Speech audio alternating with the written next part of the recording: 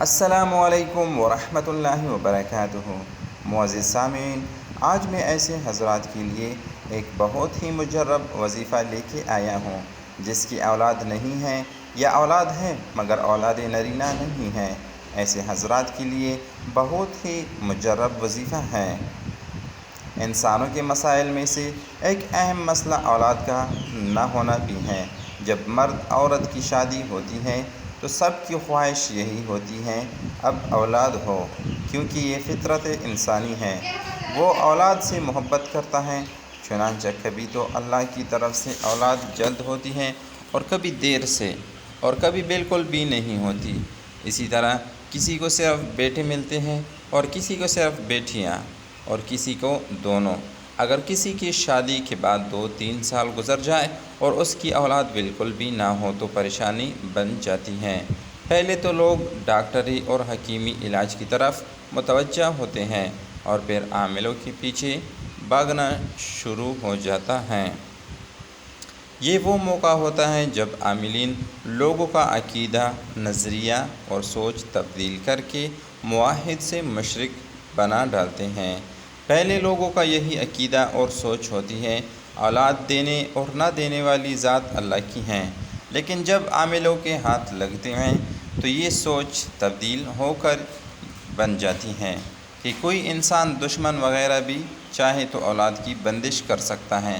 پہلے والی سوچ انسان کو پریشان نہیں کرتی، لیکن جب دوسری سوچ ذہن میں ڈالی جاتی ہے تو یہ انسان کے سکون کو برباد کر کے رکھ دیتی ہے۔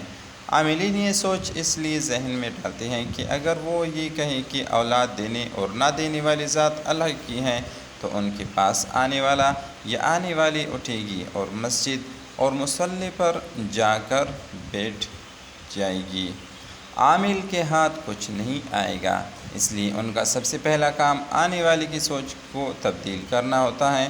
وہ فوراً من گڑت حساب کتاب کر کے بتا دیتے ہیں تم پر کسی دشمن حاسد نے بندش کروا دی ہے، اس بندش کی کاٹ کرنی پڑے گی، تب آپ کا مسئلہ حل ہوگا۔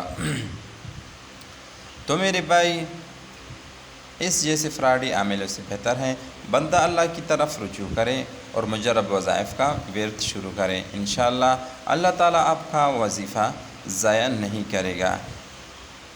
اولاد یا اولاد نرینہ کے لیے یہ بہت ہی مجرب وظیفہ ہے۔ رب ھب لی من لدنک ذریۃ طیبۃ انک سمیع الدعاء۔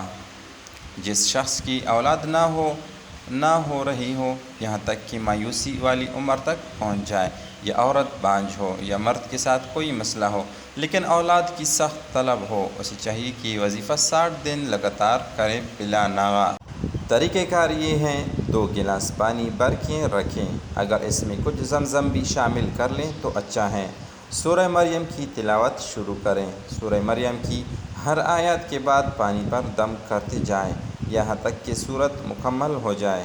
اول آخر 3 بار درود ابراہیمی لازماً پڑھ لیں۔